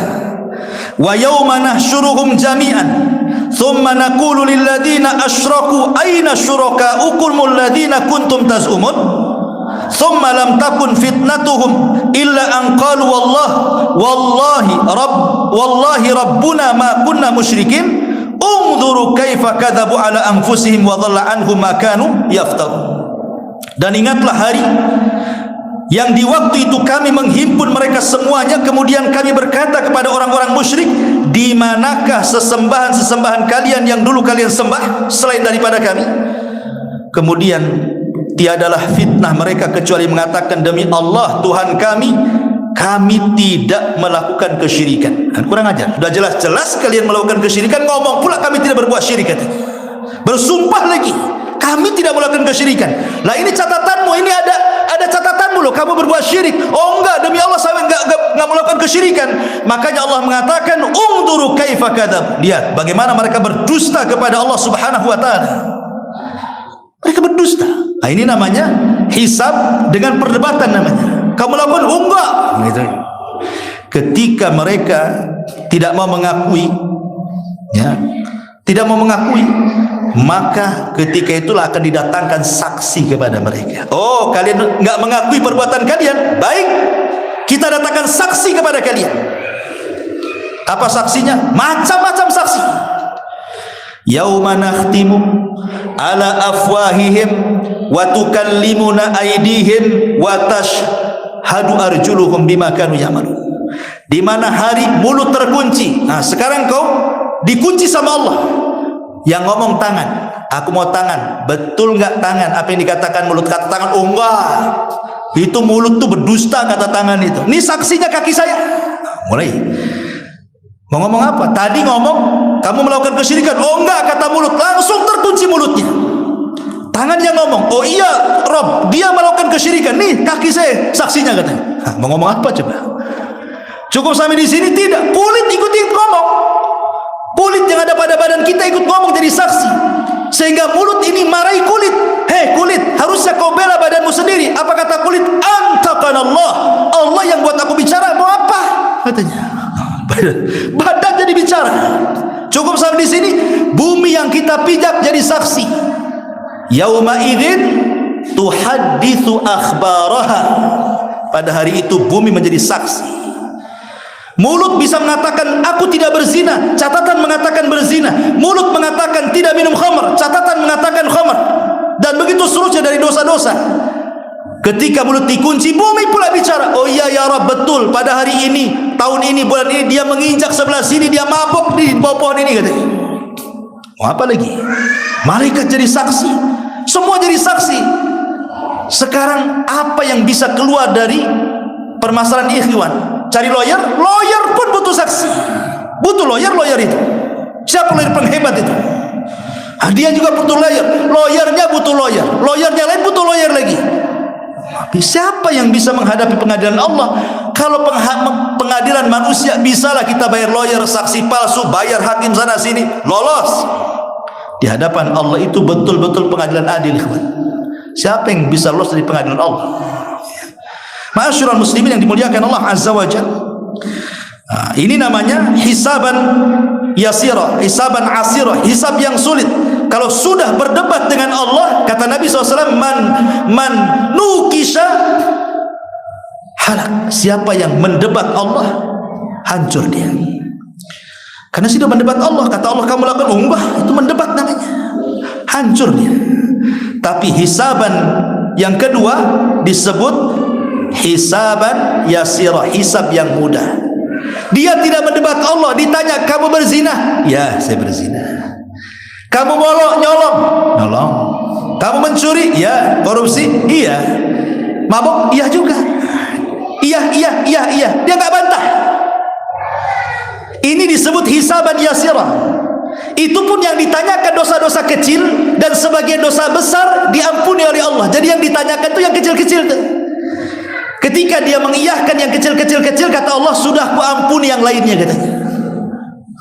Luar biasa. Man satara musliman satarahullahu yaumal qiyamah. Siapa yang menutup aib seorang muslim, Allah tutup aib dia pada hari kiamat. Sudah. Kalau sudah ia yang ngakui, selesai dah. Sudah ku ampuni kamu dan semua dosa-dosa yang lain sudah aku ampuni. Hisab mudah tuh. Lah ketika itu apa yang terjadi? Allah Subhanahu wa taala terbangkan catatan amal manusia diterbangkan. Ma'asyiral muslimin yang dimuliakan Allah Azza wa Jalla, ketika catatan itu kemudian diterbangkan, maka Allah Subhanahu wa taala meminta agar mengambil catatannya masing-masing. Disitulah terjadi pengambilan 3 kelompok. Ada yang mengambil dengan tangan kanannya, ada yang mengambil dengan tangan kirinya, ada yang mengambil dengan tangan kiri di balik punggungnya seperti ini. Ya. Karena manusia terbagi 3, ada mukmin, ada kafir, ada munafik. Dan yang paling buruk munafik, karena sebenarnya dia kafir. Munafik itu sama dengan kafir, cuman bedanya di dalam kaum muslimin dia ngaku Islam, padahal dia kafir. Manusia terbagi menjadi 3 kelompok di situ. Ma'asyiral muslimin yang dimuliakan Allah Azza wa Jalla. Kemudian setelah dipegang catatannya nih, maka Allah suruh baca. Orang-orang yang mengambil dengan tangan kanannya, dengan bangganya dia mengatakan, ha umuqra'u kitabiyah. Oh, baca. Baca punya saya kan. Bangga dia, tahu isinya baik. Ya kan? Orang-orang kafir mereka mengatakan, ya wailatana ma li hadzal kitab la yughadiru saghiratan wala kabiratan illa ahsaha. Orang-orang kafir mengatakan, wahai celaka kami, kitab apa ini yang tidak meninggalkan yang kecil ataupun yang besar, melainkan semua dicatat. Ini apa-apaan katanya, kecil-kecil pun dicatat katanya. Dia ngomong begitu. Ya. Ma'asyiral muslimin yang dimuliakan Allah Azza wa Jalla, maka ketika kemudian semua sudah nampak atau siapa yang mengambil dengan tangan kanan, tangan kiri balik punggung, dan mereka sudah tahu isi catatannya, maka Allah Subhanahu wa taala bentangkan timbangan. Seandainya langit dan bumi diletakkan di timbangan itu masih kurang, saking besarnya timbangan itu. Dan apa yang ditimbang? 3 perkara yang ditimbang. Pertama al-amal, yang kedua al-amil, yang ketiga as-suhuf.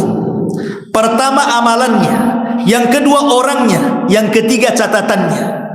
3-tiganya ditimbang. Adapun amalannya, di dunia amalan itu sifatnya hissi, tidak tampak kan? Kata Nabi SAW, kalimatani khafifatani ala lisani thaqilatani fil mizani habibatani ala rahmani subhanallah wa bihamdihi subhanallah hil azim. 2 kalimat ringan di lisan, dicintai Ar-Rahman, berat dalam timbangan, subhanallah wa bihamdi subhanallah hil azim. Di sini dikatakan berat dalam timbangan kan? Tapi kan ini hissi, sesuatu yang bukan hissi, maknawi, tidak nampak beratnya kan? Baru nampak nanti setelah ditimbang. Ya, baru nampak. Setelah ditimbang baru nampak itu beratnya. Kemudian juga badannya. Sampai-sampai Rasul mengatakan, innahu la ya'tir rajulu al-azim as-samin yaumal qiyamah la yazinu indallah janaha ba'udha. Nanti dihadapkan di hadapan timbangan itu seorang laki-laki besar sekali. Pas masuk ke timbangan, beratnya tidak lebih dari seekor lalat katanya. Kalau memang badan gemuk itu memberatkan timbangan, banyak-banyak makan nanti, pagi, siang, sore, malam, habis bangun lagi. Tapi rupanya bukan itu yang memberatkan timbangan. Yang memberatkan timbangan itu suhuf, catatan itu. Makanya baik-baiklah kita di dunia. Kalau ngomong itu hati-hati, karena semua dicatat. Baik yang ucapan yang mengandung dosa dicatat, baik yang mengandung pahala dicatat, baik yang tidak mengandung dosa dan juga pahala, semua dicatat. Tidak ada satupun kata-kata sudah dicatat. Semua dicatat. Nggak mungkin malaikat ini luput dari catatannya, sehingga dihadirkan satu orang di hadapan Allah, di tangannya menenteng 99 catatan. Karena Allah mengatakan, hei, bentangkan tuh satu catatanmu. Dibentangkan satu catatan, rupanya sejauh mata memandang. Kalau saya analogikan begini ya, Anda masuk mall, beli semua isi mall, kemudian ke kasir bayar, setruknya itu sejauh mata memandang tuh. Itu belanjaan antum semua tuh. Nah, ibaratnya itu dosa kita tuh semua seumur hidup tuh, baru satu catatan, belum 98-nya dibuka tuh. Itu catatan jelek dia semua, langsung ngedon, kalah mental. Katanya, kata Allah, ada nggak kebaikan bisa menandingi satu catatanmu.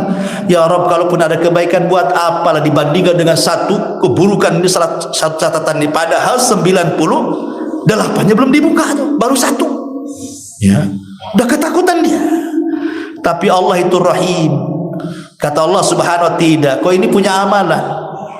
Allah keluarkan bitoko katur sakti, rupanya tulisan la ilaha illallah. Ditimbang pula itu bitoko. Kemudian 99 catatan ditimbang, rupanya kalimat la ilaha illallah. Apa kata Rasul? Tasat bihinna la ilaha illallah. Rupanya la ilaha lebih berat. Ingat, timbangan dunia kalau berat ke bawah, kalau timbangan akhirat kalau berat ke atas. Ya. Kenapa? Karena sorga itu darajat, makin tinggi makin indah, makin tinggi makin indah. Kalau neraka darokat, makin rendah makin jelek, makin busuk, makin menakutkan. Makanya di timbangan di akhir itu berat ke atas. Ya. Kalau dunia ke bawah gitu ya. Masyaallah muslimin yang dimuliakan Allah Azza wa Jalla.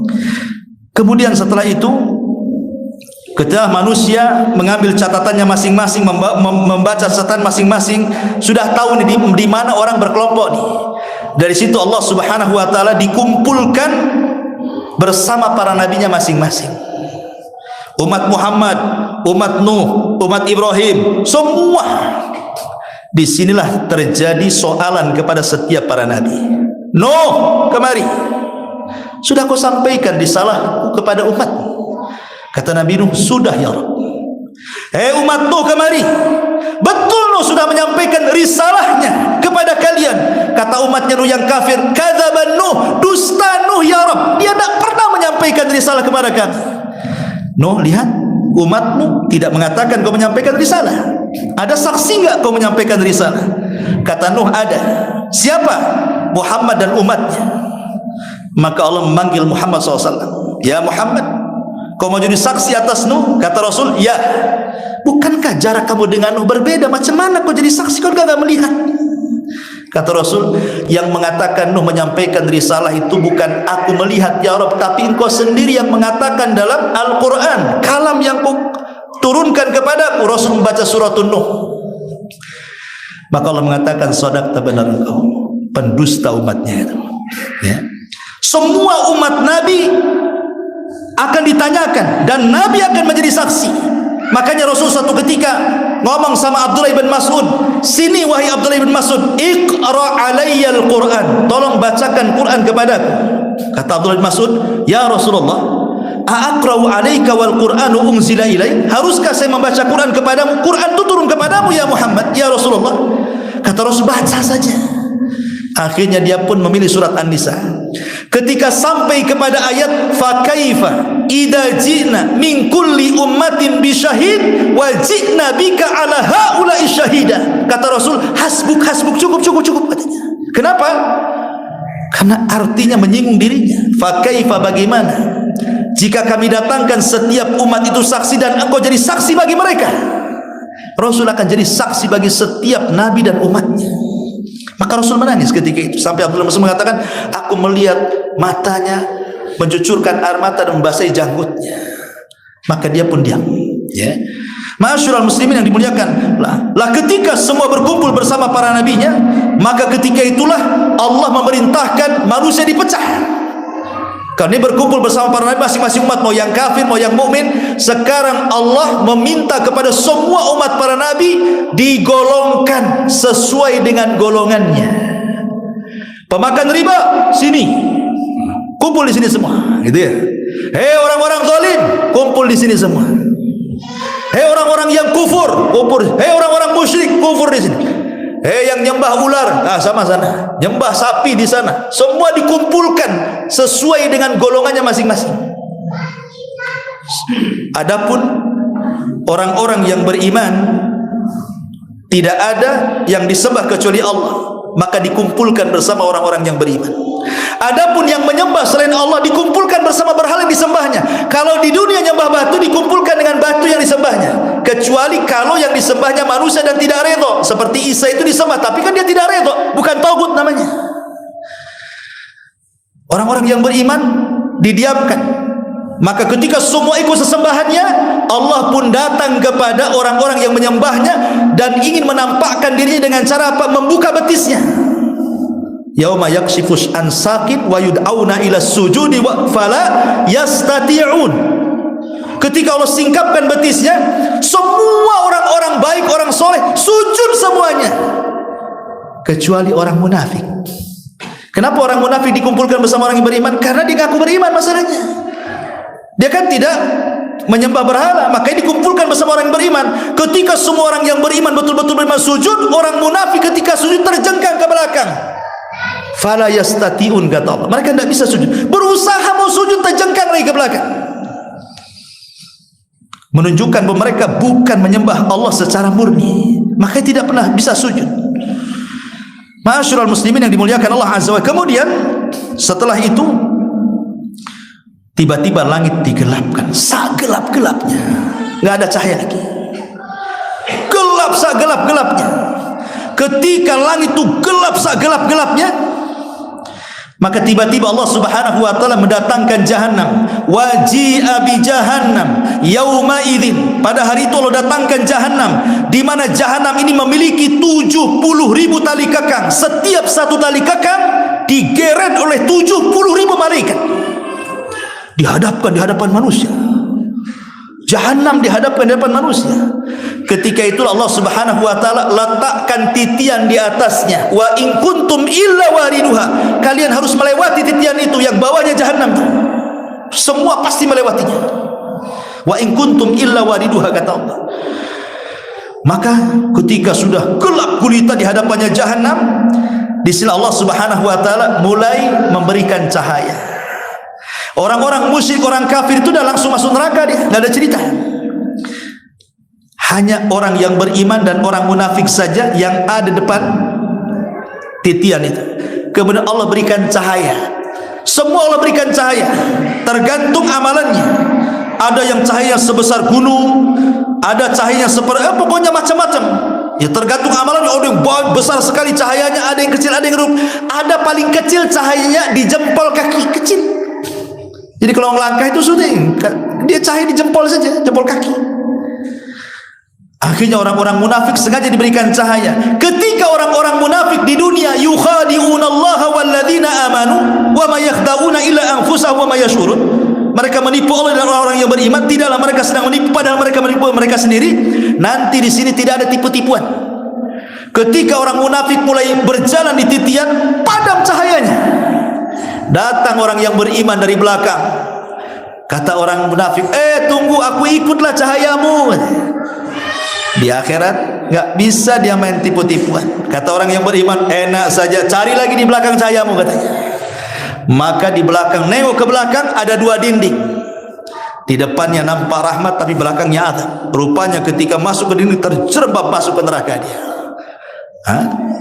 Sekarang bisa menipu Allah dan orang-orang yang beriman? Tidak bisa. Kama tadinu tudan. Sebagaimana kau munafik di dunia, sekarang Allah yang menipu kalian di akhirat. Al jaza min jinsil amal. Ketika semua manusia sudah menyeberang, atau sebelumnya titian ini ada namanya kisos. Kisos orang kafir dengan orang kafir, kisos orang yang beriman dengan orang kafir, kisos antar binatang sampai binatang yang bertanduk. Yang suka nanduk, nanti tanduknya dicopot, diletakkan ke yang suka ditanduk. Kemudian Allah mengatakan, tanduk sebagaimana dan seberapa Anda ditanduk. Akhirnya tanduk-tandukanlah binatang itu. Terjadi hisab juga itu binatang itu. Tetapi binatang itu hanya sebatas itu saja, kisos saja. Setelah terjadi kisos, Allah mengatakan, kuni turaba, jadilah kalian tanah. Orang-orang kafir yang melihat binatang jadi tanah berteriak, ya wailana, ya wailana, celaka kami, katanya. Kenapa kami tidak jadi tanah saja seperti binatang itu? Nggak bisa, manusia tidak mungkin jadi tanah, ya. Kemudian orang-orang yang beriman berhasil tuh, yang pertama menyeberangi Rasulullah, kemudian umat Islam, walaupun terakhir tapi yang pertama menyeberangi, baru umat-umat sebelumnya. Rasul setiap ada yang menyeberang, dia ngomong, karena ketika itu tidak ada yang bicara kecuali Nabi. Nabi menyeberang di ujung titian mengatakan, Allahumma salim salam, ya Allah selamatkan umatku, ya Allah selamatkan umatku. Setiap ada yang menyeberang, begitu Rasul ngomong. Ada yang selamat, subhanallah. Ada yang seperti kilat sudah sampai di sana. Ada yang seperti kuda balap sampai di sana. Ada yang berlari kencang. Ada yang subhanallah, ada yang enggak bisa jalan, jatuh. Nah, ada yang masuk ke jahanam, naudzubillah. Yang kalau dia jatuh ke jahanam tuh dari titian itu 70 tahun baru sampai di dasar jahanam. Baru setelah di ujung titian selesai sampai di sini tidak ada namanya kontoroh. Kontoroh inilah namanya kisos antar orang yang beriman. Padahal depannya sorga itu masih ada kisos lagi di situ. Inilah yang diisyaratkan dalam hadis Nabi SAW. Atadruna mal muflisu hadil ummah. Tahukah kamu siapa yang bangkrut dari umat ini? Sahabat mengatakan, ya yang bangkrut itu yang nggak punya uang, yang gulung tikar, usahanya nggak bentang-bentang-bentangan itu ya. Nah, itulah orang yang bangkrut. Kata Rasul, bukan itu. Orang yang bangkrut itu bawa pahala solat, zakat, puasa, haji, macam-macam ibadah. Satu sisi pernah mencaci maki, pernah membunuh, pernah mengambil harta, pernah memukul, macam-macam. Nanti orang yang zalim dan yang dizalimi ketemu, enak aja kau masuk surga. Dulu kau utang tak bayar, ya. Sekarang mana pahalamu? Diambil pahalanya. Datang, dulu kau gibah aku, kau gak tahu aja, kau aku tahu sekarang kau gibah aku, mana pahalamu? Satu-satu ngambil pahala. Habis pahala, yang didolimi masih datang. Mana pahalamu? Kau dolim sama saya. Habis pahalaku, udah gak ada lagi. Gak apa-apa, aku punya dosa, ambil.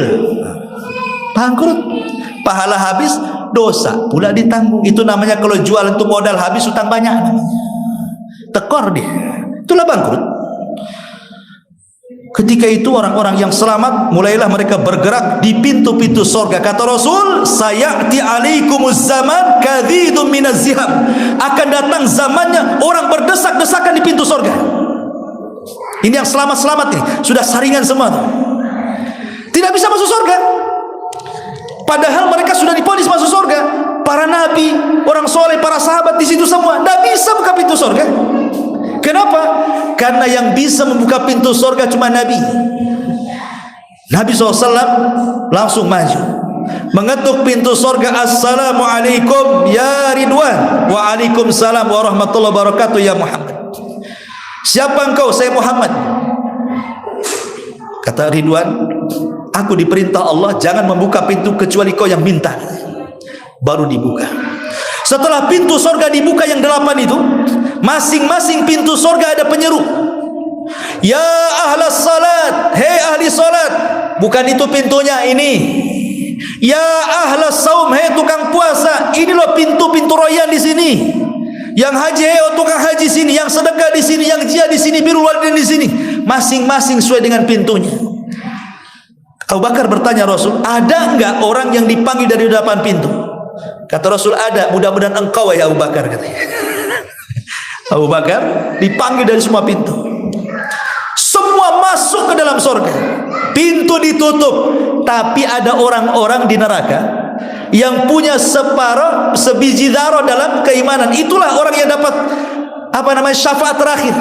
Kalaupun sudah tidak ada syafaat, berarti rahmat Allah, diselamatkan tuh. Dialah orang yang terakhir keluar dari neraka, terakhir pula masuk surga. Pintu dah ditutup.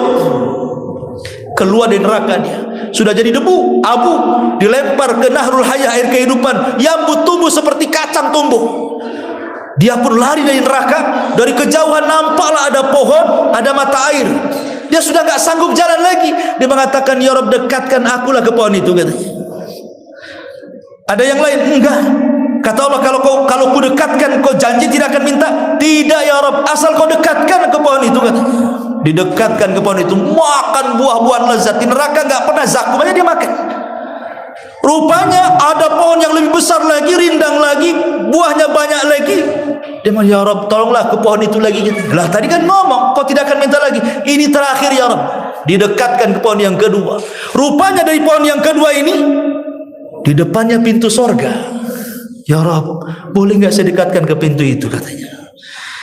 Terakhir janji, ya. Sampai pintu saja, ya, katanya. Sampai pintu, nampak dari celah-celahnya surga. Ya Allah, masukkan aku ke surga. Ya Allah, masukkan. Orang ini, Allah mengatakan, ya fulan, seandainya aku beri engkau kerajaan seperti kerajaan dunia, mau nggak? Kau hayalkan, kira-kira apa yang kau mau? Akhirnya dihayalkan sampai puncak hayalan. Akhirnya Allah Subhanahu wa taala berikan 10 kali lipat dari hayalannya. Ketika dibuka pintu sorga, seolah-olah dia yang pertama masuk. Saking nikmatnya, paling terakhir tuh, seolah dia pula yang pertama masuk katanya. Lupa semuanya. Aku yang pertama masuk ini katanya. Subhanallah kan. Saking nikmatnya. Pertama masuk, dia pun diberi hidangan apa? Kabidil hut. Ini yang pertama dimakan. Hatinya ikan paus. Paus sorga dengan paus dunia beda. Ini kan paus sorga. Itu kabidil hut. Itulah yang pertama dimakan. Kemudian air jahe, zanzabil. Orang Jawa bilang wedang jahe. Tapi wedang jahenya bukan wedang jahe Jawa. Ini sorga. Kata Abdullah bin Abbas itu persamaan sorga dengan dunia sebatas nama. Hakikatnya tidak bisa dibayangkan. A'dadtu li ibadis salihin ma la ainun ra'at wa la udhun samiat wa la khatara ala qalbi basar, kata Rasul. Kenikmatannya tidak pernah dilihat mata, didengar telinga, terlintas pun tidak bisa. Masuk ke dalam surga dan dia hafal di mana rumahnya melebihi rumahnya di dunia. Tidak perlu mana rumah saya tanya ke malaikat, enggak. Dia lebih hafal di mana rumahnya. Subhanallah, langsung dia menuju rumah. Disitulah dia melihat istana dia terbuat dari emas, bidadari yang banyak, dayang-dayang, macam-macam kenikmatan sorga itu. Sungai dengan madunya, dengan susunya, dengan khomernya, dengan air jernihnya, macam-macam. Bahkan di sorga itu kita bisa terbang, karena tidak ada lagi hubungan antara bumi dengan kita. Kalau di bumi itu ada namanya gravitasi bumi, makanya kita sulit untuk terbang kan, karena disedot sama bumi. Di akhirat nggak ada lagi hubungan dengan bumi, nggak ada gravitasi, nggak ada lagi. Orang bisa terbang di sana, karena hewan-hewan tuh terbang semua, nggak ada binatang melata. Makanya Allah bahasakan daging itu sebagai lahmi tair. Tair itu artinya burung. Jadi semua diistilahkan terbang. Kambing terbang, unta terbang, semua terbang. Antum aja terbang. Bukan Superman saja, kita pun terbang di sorga. Ya. Superman pun tidak bisa terbang, itu khayalan saya ngepel. Tapi ini betulan terbang. Makanya nanti di sorga itu ada satu rumah kaca yang dari luar tampak dan dari dalam tampak. Sahabat bertanya, apakah itu untuk para nabi Rasul? Bukan. Walaupun indah, bukan untuk para nabi. Lalu untuk siapa Rasul itu? Rumah cantik kaca di atas di sorga, karena kalau bisa ke kamar itu semua pemandangan nampak. Ingat, rumah mahal itu bukan karena bangunannya, terkadang karena view-nya. Lihat tuh di villa-villa itu, berapa harga rumah? Tapi karena di puncak kan gitu, di Bogor sana kan, mahal ya harganya, miliaran. Kalau bangun rumah paling tidak sampai 100. Tapi karena di villa di puncak, yang mahal itu view-nya, bukan rumahnya. Tahu manusia itu semakin tinggi suka, makanya banyak orang yang meningkat rumah karena enak di atas itu. Makanya dibuat satu kamar di atas sana. Kita bisa terbang, nampak tuh dari situ pemandangan surga. Untuk siapa ini Rasul? Kata Nabi SAW, itu liman ada masyia, orang yang suka puasa sunnah. Wa at'amat ta'am, orang yang suka masih ngasih makan. Ya. Wa atobal kalam, orang yang kalau ngomong lembut. Ya. Dan orang-orang yang sholat malam ketika manusia tertidur. Kalau engkau bisa melakukan 4 perkara, dapatlah kau kabar itu katanya. Tiketnya tuh lah. Ya, jadi jam berapa ini? Udah ya. Insyaallah kita lanjutkan. Suara pun serak. Ini dulu, saya baca dulu. Tunggu ya, saya baca dulu, baru kita jawab. Iya. Bismillah. Assalamualaikum warahmatullahi wabarakatuh. Waalaikumsalam. Nanti pada tanda kiamat yang berperang kembali di zaman batu. Akan tetapi kita hidup sekarang ini semakin maju zamannya, semakin canggih teknologi. Bagaimana penjelasan Ustaz? Iya kan belum jadi. Nanti kalau seandainya Allah keringkan bumi, tak ada lagi petrolnya itu, nggak ada lagi minyak buminya. Mana bensinnya udah mahal sekarang. Sekarang udah mau ke listrik lagi. Susah sekarang, ada susah mobil tuh ya. Premium udah nggak ada, naik pertalite. Tapi pertalite hilang, naik pertama. Pertama hilang pakai apa lagi? Ya, pakai minyak tanah lagi, ke bawah lagi. Nanti habis. Kalau udah habis pakai apa? Nggak ada yang terbang lagi. Ya, nggak ada lagi. Bisa saja. Ini kan salah satu penafsiran ulama seperti itu. Bawakan kembali ke zaman batu. Gitu. Ya, tapi kita juga tidak bisa, karena ini kan diambil istimbat. Kenapa kembali ke zaman batu? Karena ketika Nabi SAW menjelaskan tentang tentang masalah perang Armageddon itu, Malhamatul Kubra. Kenapa disebut Malhamatul Kubra? Malhamah itu perang, malhamah itu daging dari lahmun. Lahmun itu bahasa Arabnya daging, lahmun. Kubro itu besar, maksudnya karena saking berkecamuknya perang itu sampai daging itu terburai ke langit. Ya kan? Itu tidak mungkin dilakukan kecuali perang bacok-bacokan. Ya kan? Kecuali perang bacok-bacokan baru terhambur-hambur ke langit. Ya bisa juga kena bom, ya terhambur juga bisa juga kan itu ya. Logikanya kan bisa juga masuk. Tapi dalam hadis itu dijelaskan bahwa ketika para sahabat ini sudah membebaskan Konstantinopel dengan takbir, ya, dengan takbir, tidak dengan perang, dengan takbir, jatuh kota itu. Kemudian mereka mendengar ketika mereka sudah meletakkan aslihatahum inda syajarati zaitun, ketika mereka meletakkan pedang-pedang mereka di pohon zaitun, begitu lafadznya. Kenapa di sini Rasul suyufahum, pedang-pedang mereka di pohon zaitun? Kenapa bahasanya tidak senjata, tapi mengarah ke pedang-pedang? Sehingga ketika itu sudah tidak ada senjata, yang ada ya pedang, tombak, panah. Nah, itulah istimbat dari riwayat itu sebenarnya. Sehingga akan kembali ke zaman batu. Wallahu alam, ini kan perkara gaib. Ya bisa terjadi, bisa ya, bisa tidak kan gitu. Yang jelas bahwa kaum muslimin akan berperang, itu saja. Selesailah urusan. Beriman di situnya. Maaf, Ustaz bertanya, bagaimana caranya memantapkan niat dalam beribadah karena Allah, bukan karena surganya Allah? Ya. Beribadah itu karena tiga. Pertama karena takut, yang kedua karena harap, yang ketiga karena cinta. Cinta tengah-tengahnya, jantungnya itu cinta. Takut itu sayap kanan, harap itu sayap kiri. Kalau sudah ada jantung, ada dua sayap, terbang kita. Tapi kalau ada jantung sayapnya satu, yang ngepek-ngepeknya miring lah. Jadi pertama cinta. Memang sholat kalau dicintai nggak terpaksa. Ya memang saya cinta sholat, senang jadinya, ada khusyuk dia. Kayak kita ini cinta sama perempuan. Zaman dulu kan ada istilah lautan ku seberangi, gunung ku daki, hutan ku jelajahi. Apa lagi bahasanya? Kuburan ku lewati. Gak takut orang cinta, karena suka. Dia gak takut apa-apa. Yang penting ketujuan. Itu kalau cinta. Coba kalau cinta kayak gitu diberikan kepada Allah, kan mantap tuh. Ya. Ketika ibadah di atas cinta, mantap dia. Yang kedua takut. Takut sholatnya gak diterima, nanti masuk neraka, maka diperbaiki sholatnya tuh. Takut kalau puasa gak diterima, dimantapkan puasanya. Yang ketiga harap, supaya rajin lagi. Ini siapa yang melakukan ini pahalanya. Siapa yang melakukan ini pahalanya, ini pahalanya, ini surganya, ini nikmatnya. Mengharap kita makin lagi semangat.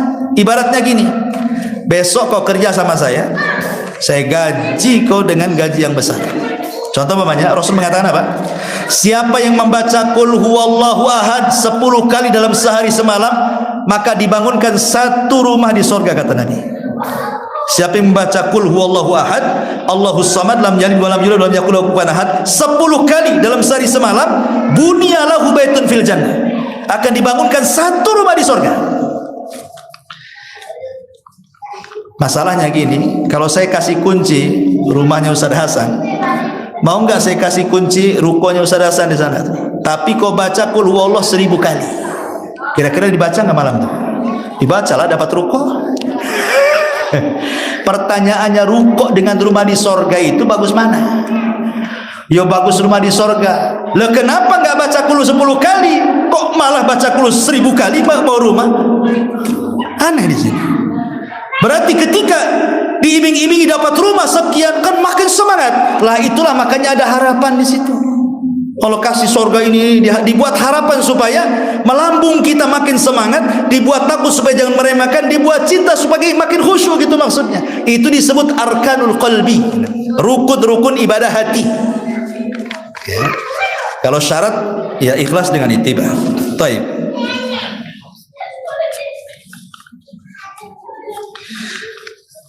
Bagaimana nasib ahli bid'ah yang menyelisih sunnah Nabi? Apakah mereka masih termasuk golongan umat Nabi? Apakah mereka bisa minum dari telaga Nabi SAW? Bagaimana jika orang tua anak? Apakah bisa memberi syafaat? Ya, pembahasannya di hari Rabu. Ya. Cerita bid'ah nanti dari Rabu. Terakhir kita tutup dengan pembahasan bid'ah. Iya. Taib. Allah ceritakan mereka, Allah tidurkan mereka. Iya. Tanya saya, kenapa Allah tidak menceritakan azab mereka? Iya. Saya tadi tidak menceritakan azab, saya langsung lewat. Begini ya, tolong. Azab kubur itu, ingat, peristiwa kubur itu ada 4. Satu, dhaqtatul qabri, himpitan kubur. Tidak ada yang selamat. Mau mukmin, mau kafir, mau anak kecil, mau dewasa, semua kena. Sampai ketika Sa'ad ibn Mu'ad, yang satu kabilah harus diislamkan, dia meninggal. Sampai aras Allah bergetar, 70.000 malaikat ikut mengiringi jenazahnya itu. Kata Rasul, kalaulah ada orang yang selamat dari himpitan kubur, Sa'adlah orangnya, tapi dia pun tak selamat. Ada bayi lagi mati.